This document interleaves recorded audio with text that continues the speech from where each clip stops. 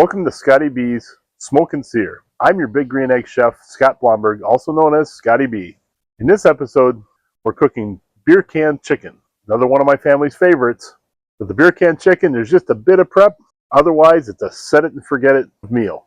I'm pairing it with another set it and forget it side, and that is roasted mini red potatoes. So I hope you'll join me and learn more about how to cook on the Big Green Egg.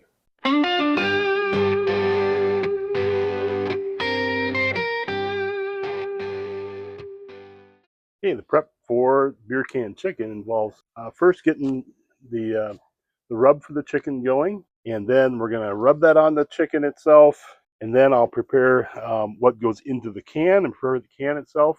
Then the chicken's ready to go, and then last step, I'll get my my roasted potatoes ready to go on the grill with the chicken. I usually like to roast them all together. I'll just go through the ingredients and explain what I'm doing as I'm doing it. So the first thing is I grab this rosemary from our herb garden, and I'm just going to chop it up. It's going to be one of my key ingredients for the rub. I want about a tablespoon, so this should be plenty. Get a tablespoon.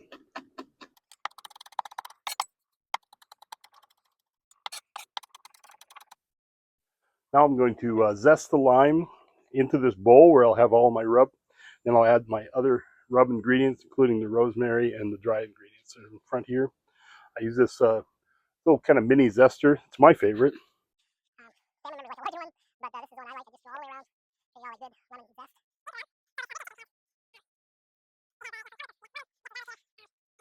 So there, that's zested, and we'll hold that for a moment. That's going to go in the can. So we'll add about a tablespoon of the rosemary. Got black pepper, smoked paprika, kosher salt, and dried thyme. Now I'm just going to mix those up to create a nice rub for the chicken. All right, chicken is ready, or the rub is ready for the chicken. And I'm just going to do one quick step here that I'll need later on. I'm just going to cut this lemon in half. I'm going to need to do that in order to juice it. So there we go. Now I'll grab my chicken.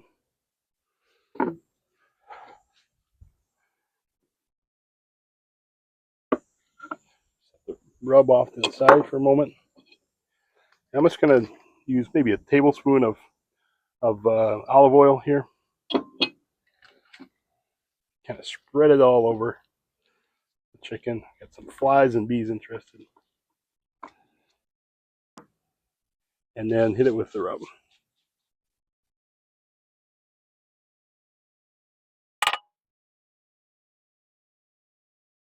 I'm going to get the rub on the meaty part of the thigh and the breast in particular. And of course, the wings and the legs. All right, that looks good. I'll put that off to the side for now. And then we'll get the beer can ready. All right, this is what many of you might know is a church key can opener. We don't use them much anymore, but I'm just going to poke another hole in this just so we have a little more airflow out of the can. And then I'm going to juice my lemon.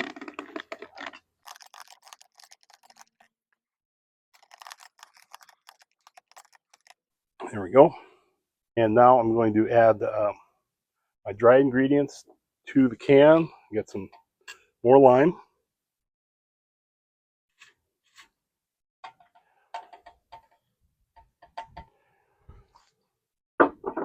Or thyme. Did I say lime?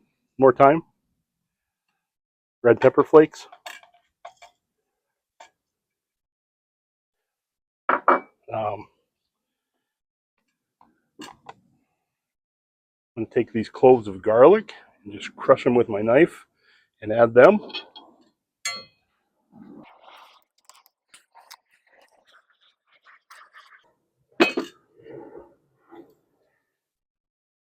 Add the cloves of garlic and these 2 sprigs of rosemary.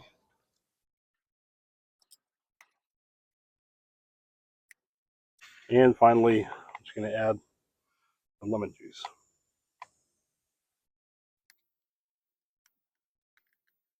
Now, it's ready to go.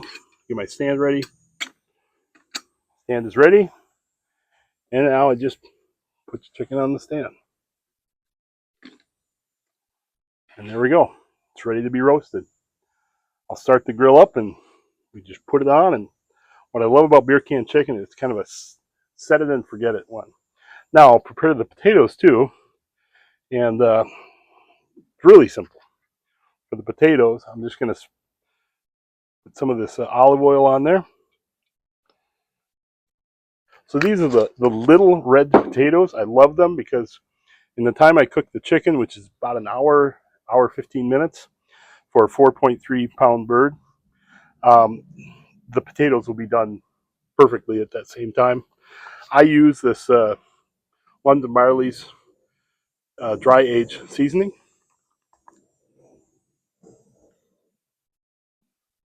Just kind of sprinkle on there generously. And there we go. Now we're ready to cook.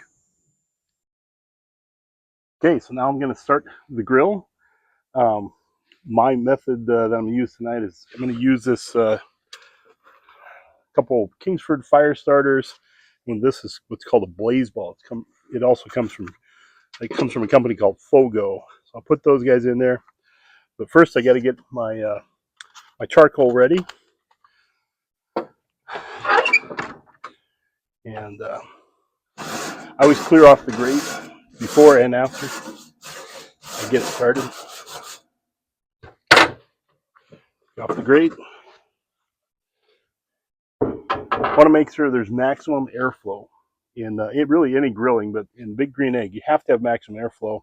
So all I'll do is I'll use these heavy-duty gardening gloves and just kind of move around. Basically, what I'm doing is getting the small pieces to fall below. And that way you have maximum airflow, especially in the middle where charcoal and the blaze are.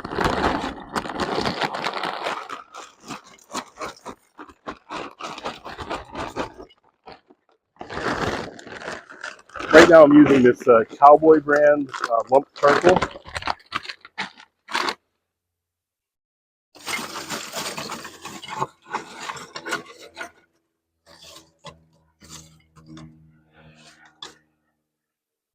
So one of the sacred rules for a Big Green Egg is only use lump charcoal, basically just charred wood. I've tried different brands. Like I said, right now I'm on the Cowboy brand. The key to what makes it good or bad is it's these chunks. You want these nice sized chunks. It gets really any smaller than that and it's almost useless. Um, and so I'm just going to arrange charcoal above that. Another absolute must for a Big Green Egg is never ever use lighter fluid. Basically, the lighter fluid can penetrate the ceramic and live with you forever, so you never want to do that. Some people use a chimney. I do not think the Big Green Egg needs a chimney starter. I think that's more for like a Weber. And the reason I don't think it needs it is because the Big Green Egg is designed for airflow. Air is going to go in the bottom. It's going to go through the grate or through the bottom grate, through the charcoal, and through the top. It really, the Big Green Egg itself is one big, cylinder that where the heat will go. And obviously, Ollie agrees with me. So my charcoal is all arranged around my blaze ball, and I'll just start it up here with this butane lighter.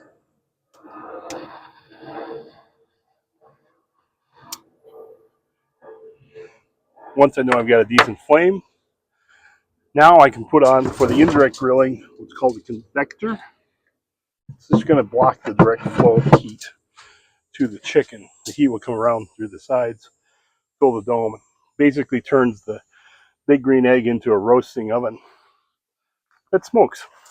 That on, and once that's up to temp, we can put on our food.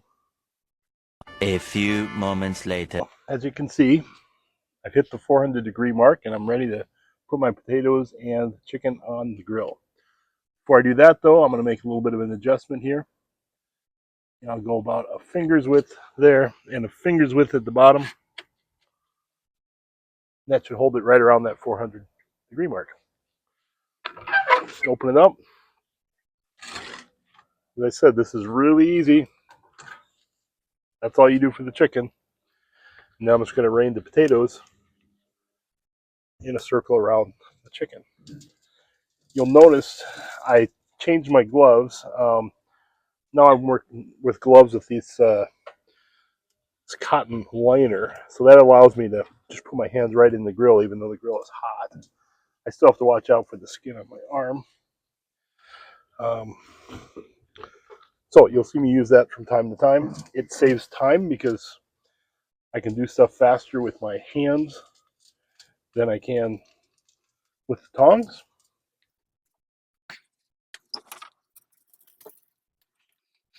The key to grilling something like potatoes, where you have a whole bunch of small pieces, is you want each individual piece to kind of have its own territory, so to speak.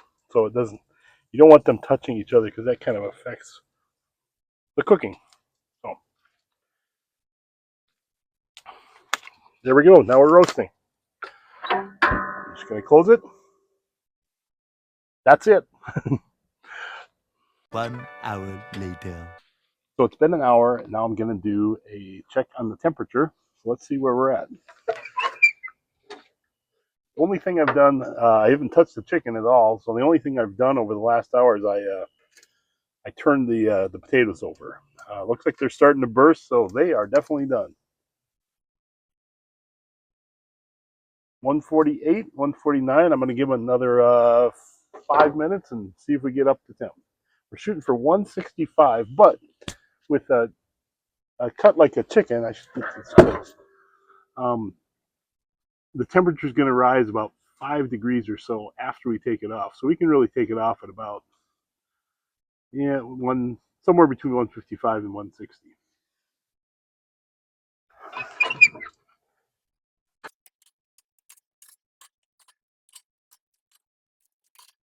Fifteen minutes later. All right, I'm ready now to check my temp again, and hopefully it's ready.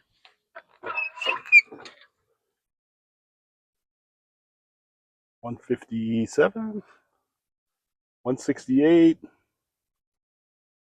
173. All right, ready to take it off. First, I'm going to shut down the egg.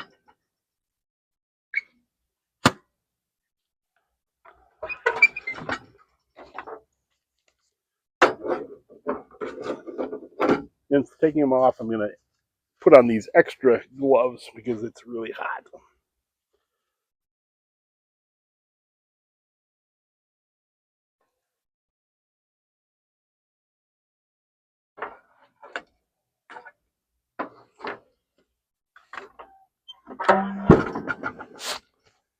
And to remove it from the stand,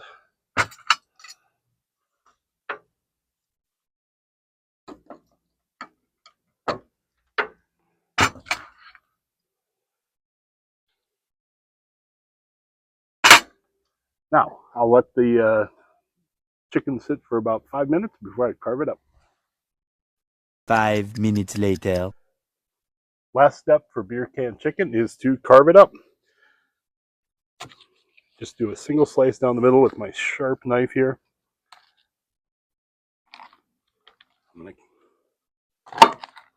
And then I remove the spine from the bottom. And by removing the spine, then the dark and white meat will easily cut away from each other.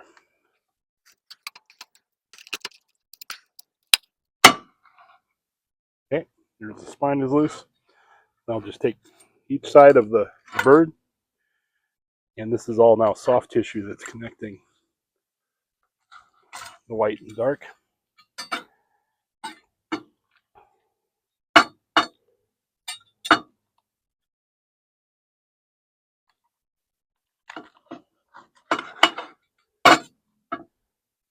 Okay, there we go. Ready to serve. Beer can chicken. Now it's time for us to enjoy. Beer can chicken takes about 15 minutes of prep and cooks for an hour and 15 minutes depending upon the size of the bird at 400 degrees Fahrenheit using indirect heat. You can find this recipe in the description below. Please like this video and subscribe to my channel for more. Help me spread the word about Scotty B's Smoke and Sear.